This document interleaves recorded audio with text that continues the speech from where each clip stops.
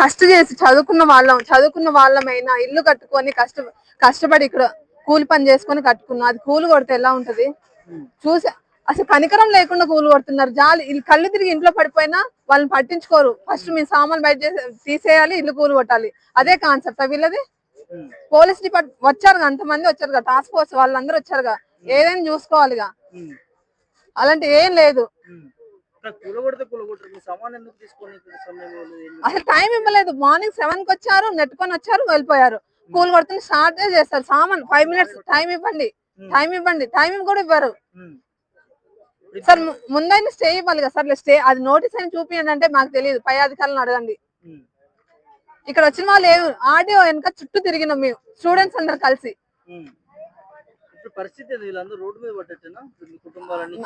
చిన్న పిల్లలు, ముసలి అందరూ రోడ్డు మీదే ఉంటున్నాం.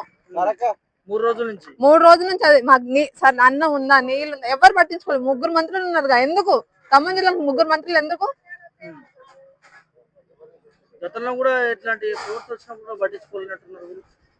అసలు గతంలో ఇంతమంది ఫోర్స్ ఎప్పుడు రాలేదు. 4500 మంది అంటే ఎప్పుడు రాలేదు. అంతమంది ఫోర్స్ ఎప్పుడు వచ్చిన 2 times 3 times వచ్చినా, మామూలు కరెంట్ కట్ చేసినా, సర్లే కరెంట్ కట్ చేసినా ఉంటున్నాం మేము.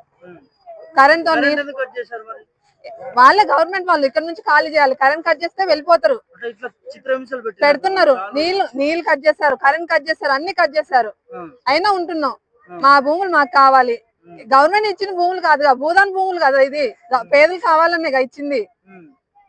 అదే తీసుకుంటున్నా అంటే అది కూడా ఇవ్వట్లేదు గవర్నమెంట్. సర్లే మహిళలు అంటే గవర్నమెంట్ గా. నిన్న ధర్నా జరిగితే ఒక ఆమెను పోలీస్ అతను కాలు పెట్టి తన్నిండు, స్లో తప్పింది. మహిళలు ఎక్కడ గౌరవం ఉంది? ఎక్కడ గౌరవం ఉంది? ఇష్టం వచ్చి తొక్కిస్తారు అట్లా మహిళల గౌరవం ఉంది? ఇదేనా మహిళల గౌరవం? ఎప్పుడు ఇచ్చిండు రేవంత్ రెడ్డి గౌరవం? ఏం చేసిండు? వచ్చినప్పటి నుంచి ఏం జరిగింది? అన్ని కూలగొట్టడం తప్ప ఏం జరుగుతుంది?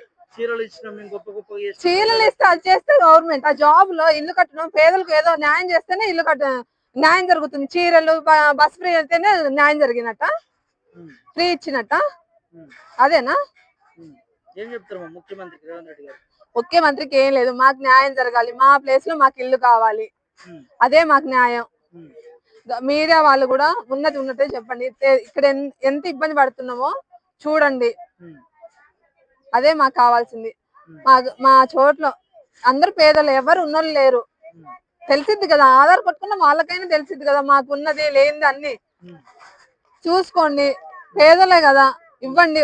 100 గజాలు కాకపోయినా 75-80 గజాలు ఏమి ఇవ్వచ్చుగా. అది కూడా లేదు.